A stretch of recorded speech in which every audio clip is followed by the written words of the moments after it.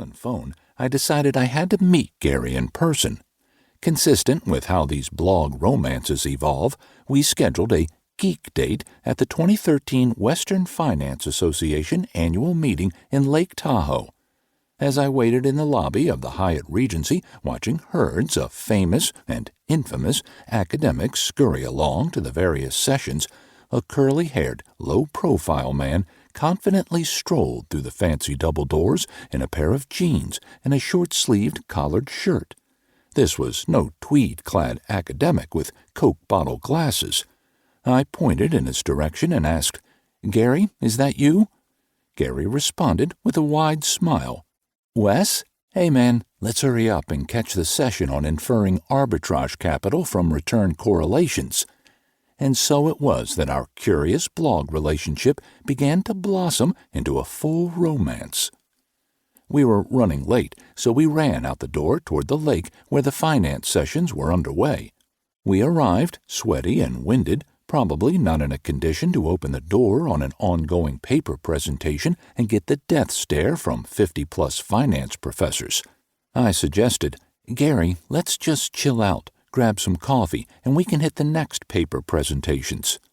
Little did I know, I was about to get a presentation far superior to anything that was going on behind the many closed doors.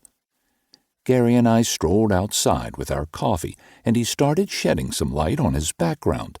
So there I was, in the Army and on my way to combat as a medic. I interrupted. "Wait, you are a Vietnam vet? I was a captain in the United States Marine Corps and an Iraq vet." We both looked at each other, amused at this unanticipated congruity. I knew that a military background often drives certain character traits that are useful in the investing world. Next, Gary continued describing his unique background. "Yeah, I've done some cool things. I lived in India for a few years, went on a tour as a comedy magician for a while, was an award-winning artist, and I have an MBA from the Harvard Business School." Perplexed, I had to stop him. "Say again?" After about an hour went by and my head stopped spinning from listening to the various exploits Gary had engaged in over the years, I had to ask him the question. "Gary, sounds like you're a guy that never wanted to get a real job. Why didn't you become an academic? You'd be perfect." And, of course, as I should have anticipated, he replied, "Wes, funny you ask. I almost followed your same path when I was your age. I applied to the Chicago Finance PhD program and was accepted. I really wanted to be an academic researcher." It all began to make sense. I questioned, "Well, what happened?" Gary, always ready with the right answer, replied, "Well, I almost pursued that opportunity, but I was making a ton of money trading options.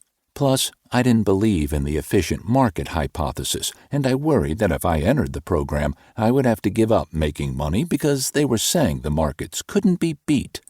I pondered Gary's response and thought that, had I been faced with the same opportunity, I would probably have done the same thing. So what is the moral of the story here, and why have I spent so much time describing my relationship and experience with Gary? My hope is that you can identify, as I did, that Gary is a unique person with unique talents.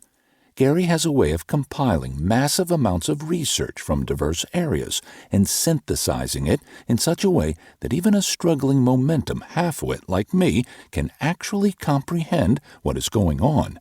And, make no mistake, what Gary has done is extremely challenging. It requires broad-ranging knowledge and an ability to connect the dots across many domains. I know, because I have tried. My own research on value investing and behavioral finance led to my co-authored book on value investing, Quantitative Value. My takeaways were similar to Gary's. My book serves as a reminder that, 1, I will never be Buffett, and 2, combining a systematic decision process with a sound investment philosophy has historically been a successful way to compound wealth over time. Gary's book also provided some reminders. 1, I will never be able to write as clearly as Gary, and 2, momentum investing is a top-shelf anomaly, similar to, if not better than,